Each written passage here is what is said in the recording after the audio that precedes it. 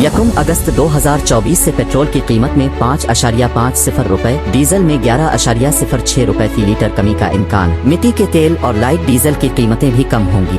यकम अगस्त 2024 से पेट्रोल की कीमत में 5.50 रुपए फी लीटर कमी का इम्कान है। डीजल की कीमत में 11.06 रुपए फी लीटर कमी की तवक्को है। मिट्टी के तेल की कीमत में 5.84 रुपए फी लीटर और लाइट डीजल ऑयल में 5.07 रुपए फी लीटर कमी मुतवक्के है। POL कीमतों में कमी की वजह कुवैत पेट्रोलियम कंपनी का प्रीमियम $1.50 फी बैरल कम होना, अमेरिका और चीन में कम मांग। पेट्रोल की नई कीमत 270.10 रुपए फी लीटर, डीजल की नई कीमत 272.57 रुपए फी लीटर मुतवक्के। मिट्टी के तेल की कीमत 177.87 रुपए फी लीटर, लाइट डीजल ऑयल की कीमत 161.18 रुपए फी लीटर हो सकती है। मुमकिना इजाफी पेट्रोलियम लेवी की सूरत में पेट्रोल की कीमत में मजीद 0.50 रुपए और डीजल की कीमत में 6.06 रुपए फी लीटर कमी हो सकती है।